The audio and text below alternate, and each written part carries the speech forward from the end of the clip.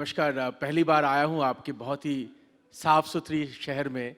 मैं आते आते जो भाई साहब मेरे साथ आ रहे थे उनसे मैं पूछ रहा था कि ऐसे कैसे बन गया आपका शहर इतना साफ, और वो कह रहे थे कि देखिए लोगों में एक यहाँ पे जागरूकता है।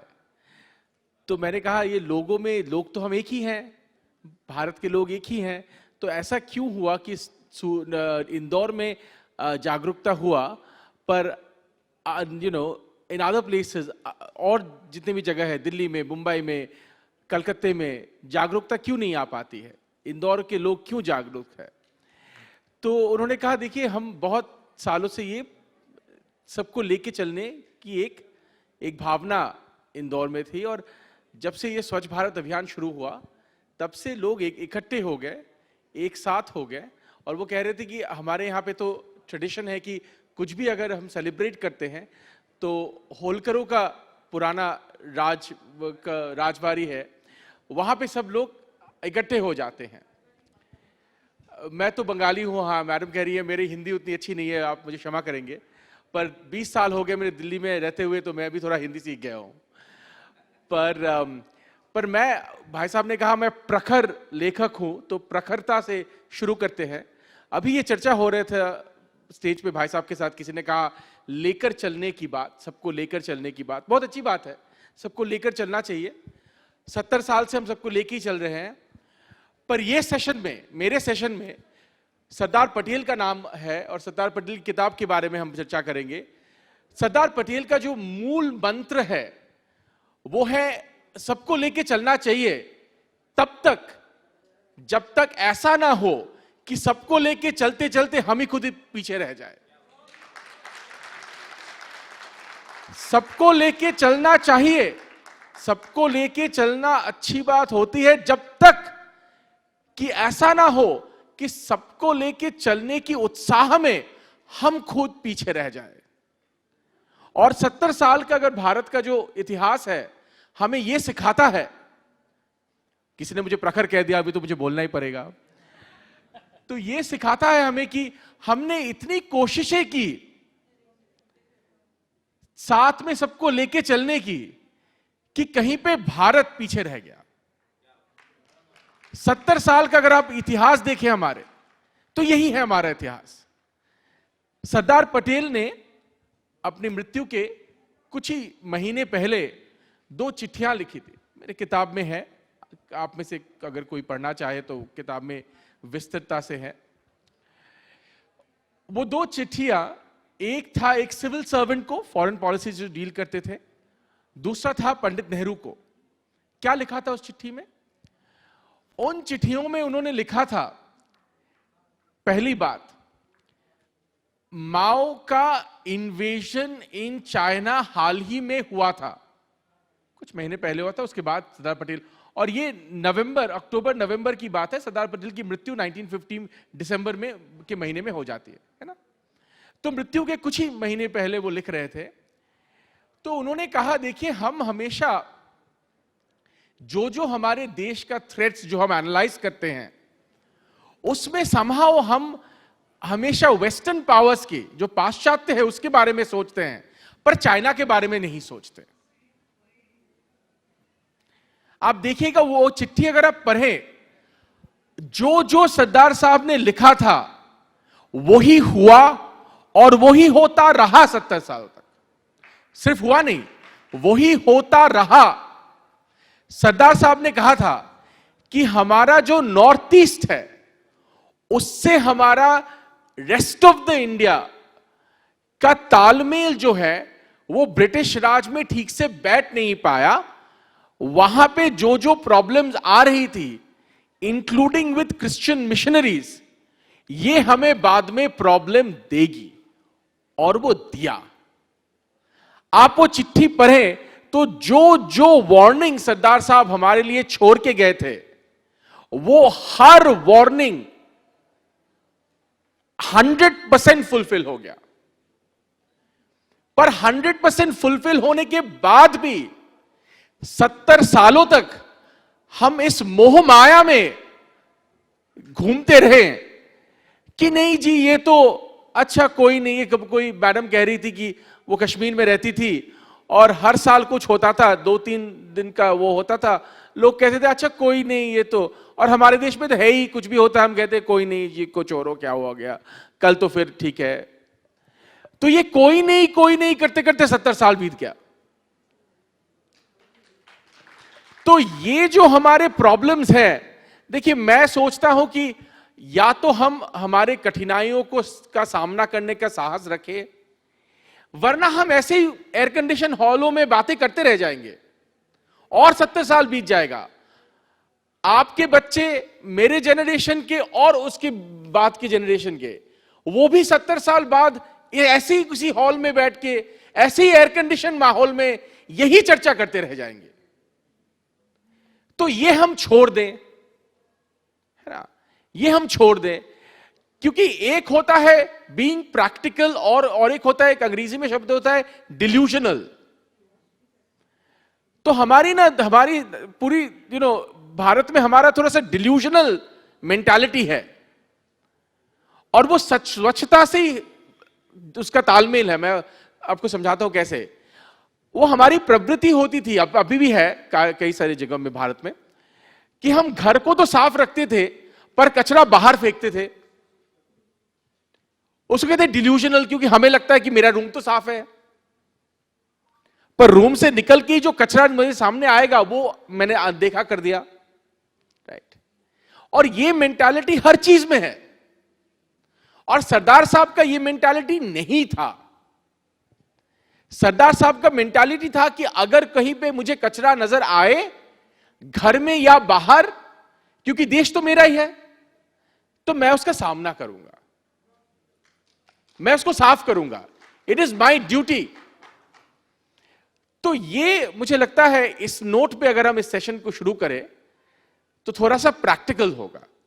सॉरी भाई साहब, आपने छोटा सा सवाल पूछा था, मैं बंगाली हूं तो मैंने लंबा सा जवाब दे दिया। नहीं, अच्छी बात है sir. I think you have started in a very positive and energetic note. और जैसा आपने कहा कि we have to be practical, और वल्लभ भाई जी जो थे वो बहुत फ्यूचरिस्टिक थे। तो आपकी बुक से एक एक्सट्रैक्ट लेता हूँ, और जिसमें बताया गया है कि वल्लभ पटेल जी, जैसे आपने चाइना की थ्रेड दी, तो wasn't he very good at judgmenting people, having a judgment of what is happening around us and what could happen in the future, regarding Jinnah also, या चाइनीज उसकी कम्युनिस्ट की बात करें, तो क्या उनकी एक खासियत थी वल्लभ भाई जी? अच्छी बात किया आपने। Was Sardar Patel good at judging people? अगर वो लोगों को मिलते थे उनको समझ जाते थे बहुत जल्दी। पर ये तो मैंने भी किताब में लिखा है कि सरदार साहब कांग्रेस में, उस जमाने के कांग्रेस में ऐसे पहला बड़े नेता थे जिन्होंने ऑन द टेबल रखा था कि जिना के साथ हम सुलह नहीं कर पाएंगे। ये तो इतिहास हमें सिखाता है, ये मेरे राय नहीं है, आप एविडेंस पढ़िए, आपको पता चलेगा। जितने भी बड़े नेता थे उनमें सबसे पहले सरदार साहब को पता चला था कि जिना से सुलह नहीं हो पाएगा, ये हम अकोमोडेट नहीं कर पाएंगे, और हम जितना भी साथ लेके चलने की बात करें, ये साथ लेके चलने वाली चीज है नहीं। उसके बाद Pandit Jawaharlal Nehru was the second big leader जिनको ये समझ में आया था। गांधी जी कभी नहीं समझे, गांधी जी कभी नहीं माने, वो अलग बात है, उसके बारे में हम कभी और चर्चा कर सकते हैं। पर सरदार साहब का ये जो प्रैक्टिकलिटी था, मैंने किताब में लिखा है मेरे, कि देखिए उन जमाने के कांग्रेस में 3 ऐसे बड़े नेता थे जिन्होंने हमें एटलीस्ट प्रैक्टिकली, ने मैं तो बंगाली हूं, बहुत सारे लोग ऐसे भी कहेंगे कि सुभाष चंद्र बोस का कंट्रीब्यूशन हम भूल गए वगैरह वगैरह, पर कांग्रेस में, एस्टैब्लिश्ड कांग्रेस में जो थे 3 ऐसे नेता थे जो एकदम they were in their prime when independence came. वो लीडरशिप पोजीशन में थे जब हमें स्वाधीनता मिला, और उनमें से वो 3 कौन थे? महात्मा गांधी, पंडित जवाहरलाल नेहरू और सरदार वल्लभ भाई पटेल। तो अगर आप इन 3 लोगों को देखें, गांधी जी एक स्पिरिचुअल फिगर थे। उनका एक सोच जो था वो प्रैक्टिकल दुनिया का सोच नहीं था, वो एक इवॉल्व्ड स्पिरिचुअल सोच था। पंडित नेहरू जो थे वो, जो हम इतिहास के लैंग्वेज में कहें तो ही वॉज अ रोमांटिसिस्ट। उनका एक रोमांटिक नोशन था कि विश्व ऐसे होना चाहिए, अच्छी बात है, होना चाहिए, राइट। पर उन तीनों में सिर्फ एक ही था जो भारत को जैसा है वैसा कौन देख रहा था? सिर्फ सरदार पटेल। तो इसीलिए मैं अपने किताब में लिखता हूं कि देखिए, अगर आप इतिहास पढ़ेंगे, it's very clear, Congress party को कौन चलाता था? सरदार वल्लभ भाई पटेल। ये जो मूवमेंट जितने थे, गांधी जी के साउथ अफ्रीका के लौटने के बाद गांधी जी ने जब कांग्रेस की डोर संभाला और जब से सरदार साहब उन्होंने ज्वाइन किया कांग्रेस, आप बारदोली सत्याग्रह देख लिया वगैरह वगैरह, आप पूरा लिस्ट देख लीजिए। ऑर्गेनाइजेशन जो था कांग्रेस का, वो कौन चलाता था? Sardar Patel. Because party boss जो थे वो सरदार पटेल थे, जबकि उनको सिर्फ प्रेसिडेंट एक ही बार बनाया गया था। ये और एक चर्चा है, कभी और करेंगे हम। पर वो उनका पूरा दायित्व था पार्टी को चलाना, और पार्टी को चलाने के लिए जितने भी रिसोर्सेस चाहिए होता है, पैसा चाहिए होता है, लोग चाहिए होते हैं वगैरह वगैरह, उन सबका दायित्व सरदार पटेल के पास ही था। तो जो ग्राउंडेड रियलिटी था वो सरदार पटेल मेंटेन करते थे। और इस बारे में तो है भी कि किसी ने कहा सरदार साहब को कि गांधी जी कहते हैं कि हमें ज्यादा लोगों से, स्पेशली पूंजीपतियों से पैसा नहीं लेना चाहिए। तो सरदार साहब ने कहा गांधी जी महात्मा है, मैं महात्मा नहीं हूं, ना ही मैं महात्मा होना चाहता हूं। मुझे पार्टी चलाना है और भारत को स्वाधीनता दिलाना है। गांधी जी को अब महात्मा रहने दीजिए, पार्टी आप मुझे चलाने दीजिए। राइट? ये तो है ही। आपने जिन दो पत्रों की बात की और गांधी की आध्यात्मिकता और नेहरू का जो रोमांटिसिज्म है, इसकी बात की, नीरज चौधरी के कुछ आर्टिकल हैं और उस समय जिन लोगों ने भी इन पर्सनैलिटीज के बारे में जो लिखा है, तो उसमें नेहरू को एक ऐसे नेता की तरह चित्रित किया है कि जिनका एक वर्ल्ड विजन है, जिन्होंने दुनिया देखी है, जो बहुत बड़े कद के नेता हैं। और उनके बरक्स जब वो पटेल को लिखते हैं तो वो बहुत ही इंडिया सेंट्रिक सोच के व्यक्ति हैं, और जब वो इंडिया सेंट्रिक सोच का व्यक्ति पटेल को बताते हैं तो ऐसा लगता है कि जैसे वो कहीं उनको बहुत अंडर एस्टिमेट करने की कोशिश कर रहे हैं। मैं आपसे ये जानना चाहता हूं कि आपको नहीं लगता कि नेहरू का जो कद है, उस कद से बड़ी परछाई ने भारत को ढका, और उसमें फिर जो पटेल और बोस और ऐसे तमाम, मदन मोहन मालवीय जैसे तमाम ऐसे नक्षत्र जिनका एक असली जो मूल्यांकन होना चाहिए था वो नहीं हुआ। आपने जितने उदाहरण दिए हैं उसमें पटेल एक महानायक की तरह हमारे सामने आते हैं।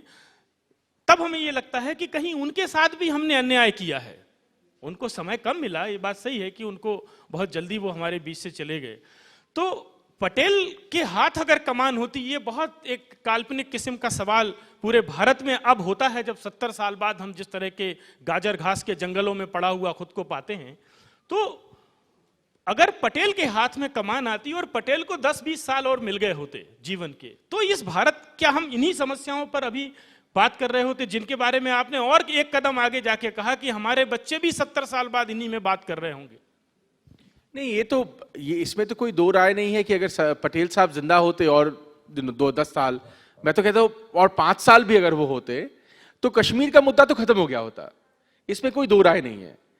अगर आप एविडेंस देखें, इसमें कोई दो राय नहीं है। इनफैक्ट ये तो कोई ठुकरा ही नहीं सकता है कि जब पटेल साहब के जब वो जिंदा थे, तब भी एक पॉइंट आया था इंडिपेंडेंस के दौरान कि 55 करोड़ रुपए भारत को पाकिस्तान को देना था, क्योंकि बंटवारा हो रहा था, सब चीज का बंटवारा हो रहा था, ट्रेजरी का बंटवारा हो रहा था वगैरह वगैरह। तो 55 करोड़ रुपए भारत को पाकिस्तान को देना था। तब तक जबकि बात यह है, तब तक कश्मीर में पहला इन्वेजन हो चुका था। पटेल साहब ने कांग्रेस पार्टी को कहा था, जब जो भी दिग्गज नेता थे कांग्रेस के उनके अलावा, कि एक काम करते हैं, हम पाकिस्तान को निगोशिएटिंग टेबल पे बुलाते हैं और उनसे बात करते हैं कि आप कश्मीर का मुद्दा सॉल्व कर दीजिए हमारे साथ बैठ के, बॉर्डर फाइनलाइज कर दीजिए, और 55 करोड़ तो आपको देना ही है, हम दे देंगे। एक साथ साइमल्टेनियस प्रोसेस में ये हो जाए। तो जब पटेल साहब ने ये कहा, जवाहरलाल नेहरू नाराज हो गए, मौलाना आजाद नाराज हो गए, दूसरे दिग्गज नेता नाराज हो गए, पर फिर भी शायद ये हो जाता, पर फिर गांधी जी अनशन में चले गए। अब जब गांधी जी हंगर स्ट्राइक में जाते थे तब तो बात खत्म हो जाती थी। तो एक बार गांधी जी हंगर स्ट्राइक में चले गए तो मुद्दा खत्म हो गया। पर यह मुद्दा, आप सोचिए, यह मुद्दा शायद तभी खत्म हो जाता, ये जो लाशों का ढेर हमने देखा है 70 सालों में कश्मीर में, यह शायद तभी खत्म हो जाता। और यह दूसरी बात है, सरदार पटेल का, जैसे कहा आपने कहा, नेहरू का एक वर्ल्ड विजन था, पंडित नेहरू का एक वर्ल्ड विजन था। देखिए, वर्ल्ड विजन का तो यह ऐसी बात है कि टाइम मैगजीन का अगर आप कवर देखें, किन किन नेताओं को टाइम मैगजीन का कवर मिल रहा था, यह एक उदाहरण है कि ग्लोबली कौन रिकॉग्नाइज थे। गांधी जी को ऑफ कोर्स, पंडित नेहरू को, और तीसरा कौन था? सरदार पटेल। तो यह एक बात है। माउंटबैटन साहब खुद बार बार कहते थे कि यह पटेल साहब से जूझना बड़ा मुश्किल है, क्योंकि रोमांटिसिस्ट के साथ तो सभी जूझना चाहते हैं, आध्यात्म के साथ भी सभी जुड़ना चाहते हैं, पर प्रैक्टिकल आदमी के साथ कोई डील नहीं करना चाहता, क्योंकि वहां पे तो मुश्किल हो जाती है। तो ये तो प्रॉब्लम है। और जो आपने कहा, पंडित नेहरू का शैडो एज इट वर, तो आप तो यहां पे सब लिटरेचर जानते हैं, समझते हैं, इतिहास समझते हैं। आप देखिए, पंडित नेहरू को कब भारत रत्न दिया गया था, सरदार साहब को कब दिया गया था, बाबा साहेब अंबेडकर को कब दिया गया था, और श्रीमती इंदिरा गांधी को कब दिया गया था। अब अगर भारत रत्न किसको कब मिला, वो साल अगर आप देखें और कंपेयर करें, आपको पता चल जाएगा। ये तो आपको मेरी राय की जरूरत ही नहीं है, आप सिर्फ ईयर कंपेयर कीजिए, किसको कब भारत रत्न मिला। सोमनाथ के बिना पटेल साहब की चर्चा पूरी नहीं होगी। और दुर्गा दास ने from Curzon to Nehru and after में कई अच्छे लाइव फ्रेम लिखे हैं। नेहरू जब राजेंद्र प्रसाद वहां जा रहे थे, पहले राष्ट्रपति के तौर पर नेहरू असहमत थे कि इनको बनाया जाए, वो सी राजगोपालाचारी को बनाना चाहते थे, और पटेल के कैंडिडेट थे राजेंद्र प्रसाद। तो जब वो वहां जा रहे हैं तो नेहरू का एक बड़ा एक दिलचस्प कमेंट है, और उससे ये पता चलता है कि वो दरअसल चीजों को कैसे कालीन के नीचे समस्या को डालो, कल देखेंगे फिर। तो वो कह रहे हैं राजेंद्र प्रसाद जी से कि आपको सोमनाथ क्यों नहीं जाना चाहिए। तो वो कह रहे हैं कि सोमनाथ का मंदिर बनना अभी उतना बड़ा मसला नहीं है, ये समय के साथ धीरे धीरे बन जाएगा और प्रभावशाली तरीके से बनेगा। तो ये 70 सालों में जिस तरह से हम आगे बढ़े हैं, तो वो नेहरू जो धीरे धीरे बन जाएगा और ज्यादा प्रभावशाली तरीके से बनेगा, तो दरअसल वो ऐसा कह के राजेंद्र प्रसाद को रोकने के लिए वो क्या कहना चाह रहे थे। ये धीरे धीरे हम जो बढ़े हैं और ये 75 साल बाद अभी अयोध्या और ये सारे मसले चलते रहे, तो क्या वो इस समस्या के तात्कालिक हल में उसको उलझाना, और नहीं आपको लगता कि उसके साथ उन्होंने बहुत समझदारी का ये कमेंट नहीं था, वो प्रेसिडेंट से ऐसा कह रहे हैं? नहीं, वो तो सोमनाथ का तो पूरा कहानी है। जब सरदार पटेल जामनगर गए, सरदार पटेल जब जूनागढ़ गए थे, जूनागढ़ के नवाब जब पाकिस्तान के साथ, जिन्ना साहब के साथ सुलह करके प्लेन में भाग गए, और कुछ इतिहासकारों का ऐसा मानना है कि उन्होंने उनके पास एक्चुअली जूनागढ़ के नवाब का एक बहुत ही बड़ा कंट्रीब्यूशन है। पहले मैं ये बता दूं, ये जो गिर लायन हम कहते हैं ना, गिर के लायन, उनको पशु पक्षियों से बहुत प्रेम था। तो गिर लायन सैंचुरी में उन्होंने बहुत अच्छा काम किया था टू मेंटेन लायंस, और उनके पास एक पूरा कुत्तों का एक टोली था, बिग डॉग लवर, और वहां पे तो कुत्तों की शादियां होती थी वगैरह वगैरह, वो बहुत उनका नवाब का काफी चर्चा था ये सब। तो कुछ इतिहासकारों का ऐसा कहना है कि जब सरदार साहब को पता चला कि नवाब साहब जिन्ना के साथ कुछ बैक हैंड डील करने की कोशिश कर रहे हैं, तो उन्होंने फिर वहां पे कार्रवाई शुरू की। तो नवाब साहब भाग गए, तो ऐसा हुआ कि वो प्लेन में कुत्ते लेके चले गए, अपनी बीवियां छोड़ गए। तो ये एक सब कुछ इतिहासकारों का ऐसा कहना है। तो एक मजेदार बात है ये। पर खैर, जब आर्मी जूनागढ़ पहुंची और सरदार साहब पहुंचे, तो उन्होंने सोमनाथ टेम्पल को देखा, सोमनाथ मंदिर को देखा, और उनको बड़ा दुख हुआ कि ये एक भारत का एक नींव है, एक एग्जाम्पल है उसके सिविलाइजेशन का, और उसमें बहुत सारे चीज ऐसे हैं भारत के इतिहास में जो सिर्फ सोमनाथ के द्वारा हम अगली पीढ़ियों को बता सके कि सोमनाथ में क्या हुआ था, क्यों सोमनाथ इंपॉर्टेंट है, वगैरह वगैरह। तो उन्होंने फिर कहा था मुंशी साहब को कि आप इसको सोमनाथ को रीबिल्ड करें, और शायद सरदार पटेल को खुद ही पता था कि वो ज्यादा दिन रहेंगे नहीं, क्योंकि उनको वो काफी बीमार थे। 1947-48 ऑनवर्ड्स वो बहुत ही बीमार थे। तो ये मुंशी साहब ने ये कार्रवाई शुरू की। पर सरदार पटेल की मौत के बाद पंडित नेहरू ने मुंशी साहब को पहले कहा था कि ये प्रोजेक्ट को रोक दीजिए, आप इसको मत करिए। तो एक चिट्ठी है जो मुंशी साहब ने लिखा था पंडित जवाहरलाल नेहरू को। पंडित नेहरू ने उनसे लिखा था कि ये हमारे लिए इंपॉर्टेंट नहीं है, जैसे भाई साहब कह रहे थे, ये हमारे लिए और चीजें इंपॉर्टेंट है अभी देश के लिए, ये उतना ज्यादा इंपॉर्टेंट मायने नहीं लगता।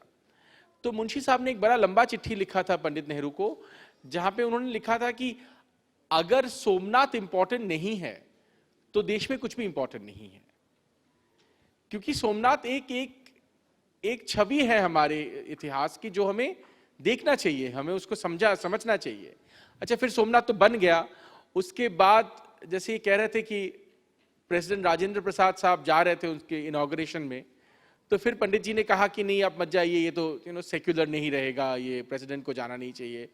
तो राजेंद्र प्रसाद साहब ने कहा पर मैं तो हर जगह जाने के लिए तैयार हूं, आज किसी मंदिर के उद्घाटन में मुझे किसी ने बुलाया है, मैं जाऊंगा। कल अगर मुझे किसी चर्च के उद्घाटन में किसी ने बुलाया, मैं प्रेसिडेंट हूं, मैं वहां भी जाऊंगा। जहां पे मुझे एज प्रेसिडेंट मुझे लगेगा, I am agnostic as it were, तो मैं जो मुझे बुलाएगा मैं जाऊंगा। तो फिर भी पंडित नेहरू ने कहा कि नहीं आप वहां मत जाइए वगैरह वगैरह। फिर भी राजेंद्र प्रसाद साहब गए, और कुछ ऐसे पेपर्स और एविडेंस है कि ऑल इंडिया रेडियो ने प्रेसिडेंट राजेंद्र प्रसाद के जो उन्होंने लेक्चर दिया था, स्पीच दिया था, वो ब्रॉडकास्ट नहीं किया था। तो ये एक बड़ा अजीब घटना है कि सिटिंग प्रेसिडेंट का स्पीच कहीं पे ऑल इंडिया रेडियो ना चलाए। अब मुझे पता नहीं क्यों ऐसा हुआ, पर ऐसा हुआ था। तो ये जो प्रॉब्लम्स हैं हमारे देश में, देखिए हमारे देश में सेकुलरिज्म अच्छी चीज होती है, मैं तो प्लेटोनिज्म से भी परे जाता हूं। मैं स्वामी विवेकानंद जी का ऑटोबायोग्राफर हूं, मैं 3 जनरेशन से रामकृष्ण मिशन से हमारा नाता है। स्वामी विवेकानंद जी ने कहा था कि सिर्फ टॉलरेंस से काम नहीं चलता, एक्सेप्टेंस तक जाना पड़ता है हमें। सिर्फ टॉलरेंस से काम नहीं चलता। टॉलरेट कौन करते हैं? देखिए आपके अगर घर में कोई चूहा घुस जाता है, उसको भी हम टॉलरेट करते हैं ना, टॉलरेट का प्रश्न नहीं है। अगर हम सच में इंसान हैं, अगर हमें सच में मानवता है, तो हम टॉलरेंस से एक्सेप्टेंस तक की दूरी जो है वो तय करके एक्सेप्टेंस तक जाएंगे, ठीक है ना। तो मैं तो एक्सेप्टेंस को मानता हूं कि सभी एक दूसरे को एक्सेप्ट करें, और ये बहुत अच्छी चीज होती है। पर हमारे देश में सेक्युलरिज्म का जो परिभाषा है उसको बहुत ही डिस्टॉर्ट कर दिया गया है था, और सेक्युलरिज्म का माने जो होता है और उसके जो वर्च्यूज होते हैं उसको बहुत ही उसको एक बहुत ही हम नैरो फोकस से देखते थे। एक बहुत ही, जिसको अंग्रेजी में हम टोकनिज्म कहेंगे, वो टोकनिज्म बन गया था। मैं तो चाहता हूं सच में प्लूरलिज्म आए, सिर्फ हमारे देश में, पूरे विश्व में सच में प्लूरलिज्म आए। ऐसा कभी ना हो हम पूरे विश्व में कि कोई इंसान दूसरे इंसान को देख के कहे कि तुम काफिर हो, ऐसा कभी ना हो। सच में हम टॉलरेंस से एक्सेप्टेंस तक जाएं, ये दूरी हम नापे, सबको हम एक साथ लेकर चले और सबको अपना, हमारे शास्त्रों में ही है कि देखिए सबसे ज्यादा अध्यात्म के आप सबसे ऊंचे स्तर पर तब पहुंचते हैं जब आपको लगता है, जब भी आप किसी भी सिर्फ इंसान नहीं किसी भी जीवित वस्तु को आप देखते हैं और आपको लगता है आप में और उस जीवित वस्तु में कोई अंतर नहीं हो।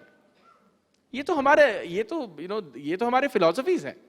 तो इस लेवल पे हम ले जाएं, हम टोकनिज्म पे इस बात को ना रखें, हम एक्सेप्टेंस की तरफ जाएं, हम इस सबको एम्ब्रेस करें, तभी मुझे लगता है शांति आ सकती है। सर आपने कहा जैसे कि सरदार वल्लभ भाई जी और नेहरू जी और गांधी जी का तीनों में जो तालमेल था, तो जब साथ में चलने की बात हुई थी तो जो डोमिनेंस था इन तीनों के बीच में, तो किसका डोमिनेंस ज़्यादा था और सरदार वल्लभ भाई जी ने किस तरह से इसको एक्सेप्ट किया and probably he gave to whatever Mahatma ji said और नेहरू जी सेड। तो इसके बारे में क्या बुक्स में आपने क्या रिफ्लेक्ट किया है? नहीं देखिए, ये तो बहुत इंटरेस्टिंग रिलेशनशिप है और मैंने मेरी किताब में दर्शाया भी है कि सरदार साहब के साथ पंडित जी का कहाँ कहाँ पे मतभेद था, गांधी जी के साथ भी कहाँ मतभेद था वगैरह वगैरह। पर ये सब जब हम पढ़ेंगे हमें एक चीज याद रखना पड़ेगा कि देखिए ये तीनों लोग, उनके जीवन में सिर्फ वो लोग ही हैं, क्योंकि उनका जो परिवार है सब में देखिए परिवार में प्रॉब्लम है। गांधी जी के साथ भी उनके परिवार में प्रॉब्लम था, सरदार साहब के साथ भी, मैंने किताब में भी लिखा था, उनके बच्चों के साथ, उनकी स्त्री का तो बहुत पहले डेथ हो गया था, पर उनके बच्चों के साथ उनका प्रॉब्लम था। तो ये लोग अपनी पूरी जीवन भारत की स्वाधीनता के लिए उन्होंने समर्पित कर दिया था। तो उनका जो फैमिली लाइफ था वो ऑलमोस्ट नेग्लिजिबल हो गया था। बट उसका मतलब क्या है कि ये जो लोग थे इनका फैमिली, ये खुद एक दूसरे के थे, तो इनका जो बॉन्ड था वो भी बहुत गहरा था, क्योंकि उनके एडल्ट लाइफ में सबसे बड़ा और महत्वपूर्ण रोल एक दूसरे ने अपने they played the most important role in each others lives as it were, right. तो ये बॉन्ड को हम कभी निग्लेक्ट नहीं कर सकते हैं। ये जो मोहब्बत था, एक प्यार था, एक रिस्पेक्ट था, उसको हम कभी ठुकरा नहीं सकते। पर इसका मतलब ये भी नहीं कि जहां पे बहुत गहरा मतभेद था, जैसे इंडिपेंडेंस के बाद कुछ ही महीनों के बाद सरदार साहब और पंडित नेहरू का जो बहुत गहरा मतभेद निकला कश्मीर के बारे में, वो इस स्तर पर पहुंच गया कि दोनों ने कहा मैं सरकार से रेजिग्नेशन दे देता हूं। तो ये क्यों हुआ, किस बारे में हुआ, कहां मतभेद था, ये भी हम इसको नेग्लेक्ट नहीं कर सकते, इसको इरेज नहीं कर सकते। हम दोनों समझें, एक होलिस्टिकली समझें। हाँ, एक दूसरे के प्रति उनका बहुत सद्भाव था, बहुत प्रेम था, बहुत रिस्पेक्ट था, पर बहुत कठोर मतभेद भी था बहुत जगह। 5 अगस्त की सुबह जब ये धारा 370 के विसर्जन का समारोह हुआ संसद में, तो क्या आपको नहीं लगता कि गुजरात से सरदार डबल रोल में वापस आए? देखिए, मैं कंटेम्प्रेरी इतिहासकार के नाते मैं कंटेम्प्रेरी इश्यूज पे टिप्पणी नहीं करता, और स्पेशली ऐसा कंटेम्प्रेरी इश्यूज जिसका कंटेम्प्रेरी राजनीति के साथ ताल्लुक है। वरना क्या होता है कि कुछ भी मैं कहूंगा वो छपेगा कुछ और, चलेगा कुछ और वायरल कुछ और होगा। तो इसका थोड़ा सा ध्यान आजकल रखना पड़ता है कि मैं कहूंगा, सोचिए इसका मैं 1 मिनट का आपको जवाब दिया, सोच लीजिए, पर वायरल होगा 10 सेकंड, और वो 10 सेकंड आज नहीं, आज से 10 साल बाद भी कहीं पे मैं जाऊंगा वही 10 सेकंड चलता रहेगा। तो इसलिए मैं ज्यादा टिप्पणी नहीं करना चाहता, पर ये बात तो सही है, इतिहासकार के नाते मैं इतना तो जरूर कहूंगा कि सरदार पटेल कभी ये स्पेशल प्रोविजंस कॉन्स्टिट्यूशन में किसी भी क्षेत्र के लिए नहीं चाहते थे। ये तो कोई ठुकरा नहीं सकता इस बात को। इसीलिए आप देखिए जो प्रोविजंस निकाला गया था वो टेम्पररी प्रोविजंस के अंडर आया था कॉन्स्टिट्यूशन में। टेम्पररी शब्द इंपॉर्टेंट है, पर हमारा तो देखिए बहुत लंबा इतिहास है, तो हम जो विश्व भर में जो टेम्पररी का मतलब होता है और भारत में जो टेम्पररी का मतलब होता है उसमें थोड़ा सा अंतर है। तो वो टेम्पररी थोड़ा सा हमारे मायने पे, जैसे इंडियन स्टैंडर्ड टाइम हम कहते हैं, उस लेवल का टेम्पररी हो गया, पर वो टेम्पररी था। और सरदार साहब कभी नहीं चाहते थे। इंडिपेंडेंस के बाद एक बात हुआ था, फिर एक special voting rights for special communities की बात आए थे, और सरदार साहब ने उसको पूरा ठुकरा दिया था। उन्होंने कहा था देखिए इन सब चीजों को सॉल्व करने के लिए ही बंटवारा हुआ है, अब बंटवारे के बाद आप फिर से कहेंगे कि स्पेशल ट्रीटमेंट चाहिए, ये तो नहीं हो सकता। हमने देश का बंटवारा कर दिया यही सब चीजें सॉल्व करने के लिए, तो वो स्पेशल प्रोविजन किसी भी स्टेट के लिए नहीं चाहते थे, इसमें कोई दो राय नहीं है। What is common between your book Man Who Saved India, Statue of Unity and United India? I mean, Sardar Vallabhbhai Patel. हाँ, obviously, but then why this story of saved India? Why not United India? नहीं, saved India का ऐसा है, देखिए ये तो हमारे देश में, तो मैं कह रहा था बहुत लंबी इतिहास है हमारी, तो इतिहास को हम थोड़ा सा कम ही महत्व देते हैं, क्योंकि हमारे पास जो भी जिसके पास बहुत होता है ना, उसका महत्व वो कम ही देता है। पैसा अगर आपके पास बहुत है तो आपके पास पैसे का वैल्यू नहीं है। तो ऐसे हमारे पास इतिहास बहुत है तो हम इतिहास को वैल्यू नहीं देते हैं। सेव्ड इंडिया का, और इसीलिए इतिहास से लोग मिट भी जाते थे, सरदार साहब ऑलमोस्ट मिट गए थे।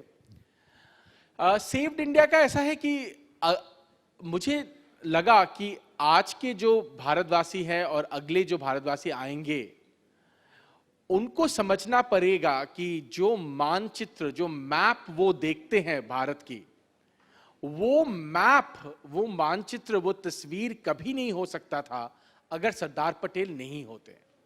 एक फंडामेंटल सी चीज है ये, तो आप फिलॉसफी, पॉलिटिक्स वगैरह वगैरह ये बाद में आता है, पहले राष्ट्र का मानचित्र तो बने, मैप तो बने। तो वो मैप ही नहीं बन पाता जिस मैप के साथ हम सब ने बचपन से हमने जो मैप देखा है, अगर पटेल साहब नहीं होते।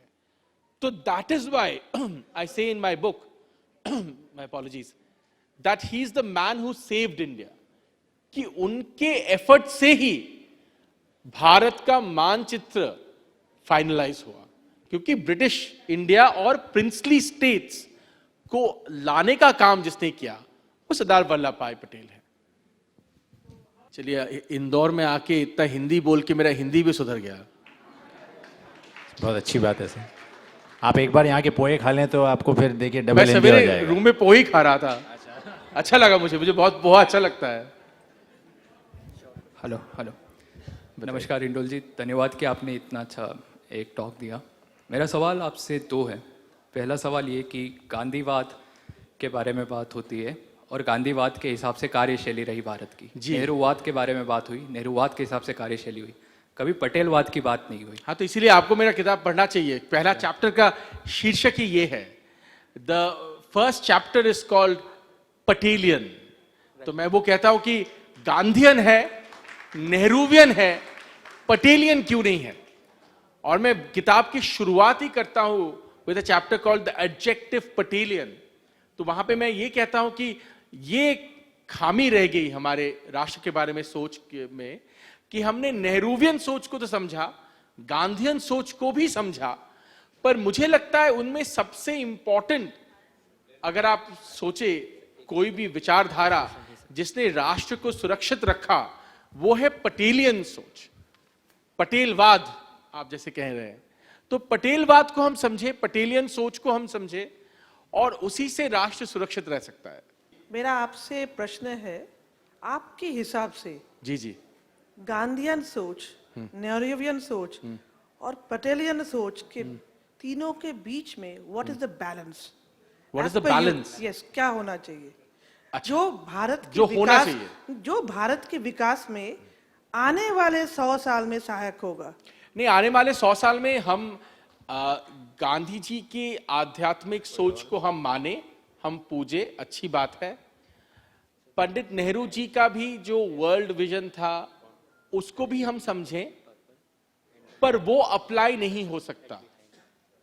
वो एक आइडलिक, एक हमारा इंस्पिरेशन रहे कि एक समय आएगा जब विश्व भर में वैसा सोच होगा। पर हमें आज जो करना है राष्ट्र के लिए और आगे 100 साल जो करना है राष्ट्र के लिए, भारत के उत्थान के लिए, वो पटेलवाद की सोच से ही चलेगा, वरना कोई चारा नहीं है। आज की पीढ़ी जो हम लोगों के, उन्होंने 100 साल आगे का देखा था, आपके हिसाब से आज की पीढ़ी को इनको कॉम्बिनेशंस करके क्या अपने में अप्लाई करना चाहिए जिससे कि वो आगे बढ़ सके? क्योंकि हर इंडिविजुअल्स के साथ ही हम बढ़ सकते हैं, और आप लोग वो प्रोसेस बता सकते हैं क्योंकि आपने उनको बहुत अंदर से। आज के पीढ़ी का तो एक बहुत ही सिंपल चॉइस है, या हम भारत को एक साथ, एकजुट, एकत्रित देखना चाहते हैं, या हम फिर और बंटवारा चाहते हैं। ये दो ऑप्शंस हैं हमारे पास सामने, इसको छोड़ के और कोई ऑप्शंस नहीं है। हम जितना उछलेंगे, कूदेंगे, उतना भारत टूटेगा। अभी ये जो अकोमोडेशन की बात होती है ना कि अच्छा जी ये देखिए ये वॉशिंगटन डीसी में लोग ऐसे कर रहे हैं और न्यूयॉर्क में ऐसे प्रोटेस्ट हो रहा है, तो दिल्ली मुंबई में क्यों नहीं हो रहा है? क्योंकि हमारा जो पर कैपिटा इनकम है और अमेरिका का जो पर कैपिटा इनकम है, उनका जो डेवलपमेंट लेवल है और हमारा डेवलपमेंट लेवल है, उसमें बहुत अंतर है। हम पहले उतना उस लेवल पे पहुंचे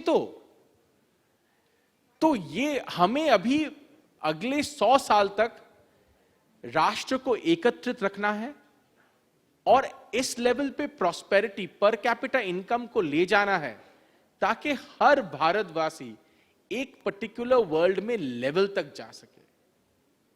हमें और किसी के बारे में नहीं सोचना है, हम नहीं सोच सकते। भारत में यही प्रॉब्लम है, हम पॉलिटिक्स उस देशों से बोरो करते हैं जिनका पर कैपिटा इनकम हमारे पर कैपिटा इनकम से कई गुना ज्यादा है, जिनका डेवलपमेंट हमारे डेवलपमेंट से कई गुना ज्यादा है। हम पहले उस डेवलपमेंट लेवल पे तक पहुंचे हैं। तो ये हमारा फंडामेंटल पॉइंट है, और कश्मीर को तो हमें बचाना ही था।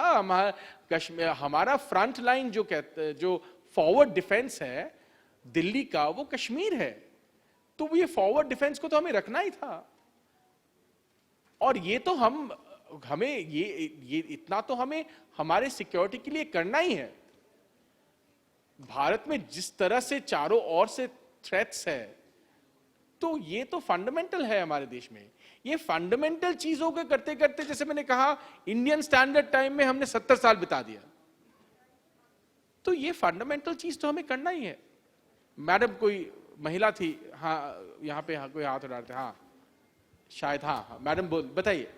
नमस्कार सर। नमस्कार। मैं एक बात मुझे ऐसा लगती है कि पिछले 75 साल पहले हाँ, जो पटेल, नेहरू और गांधी का युग रहा, उस वक्त की परिस्थितियां और उनके जो अंतर संबंध या अंतर विरोध या विचार विमर्श समन्वय, उस वक्त की तुलना आज की जाती है, तो आज की परिस्थितियां टोटली फ़र्क है। 3 पीढ़ियां बीत चुकी हैं।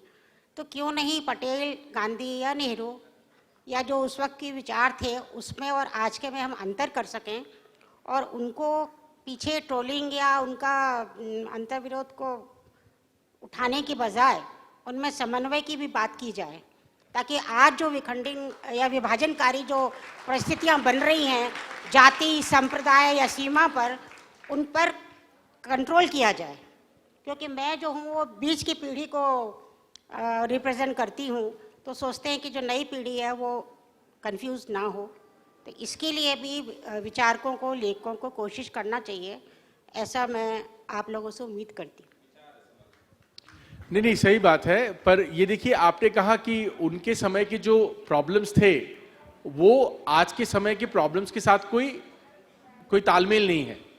पर मैं इसमें जरा सा आपसे असहमत हूं कि मेरा प्रॉब्लम यही है कि उनके समय के जो प्रॉब्लम्स थे, उन्हीं प्रॉब्लम्स को हम आज भी जिंदा पकड़ के बैठे हैं। यही प्रॉब्लम है। आप देखिए अंबेडकर साहब ने जो पॉइंट आउट किया था वो अभी भी है हमारे साथ। पटेल साहब ने चाइना से लेके कश्मीर तक जो जो उन्होंने कहा था वो भी आज भी है हमारे साथ प्रॉब्लम्स। तो हमने यही प्रॉब्लम्स को हम जिंदा रखे हुए हैं।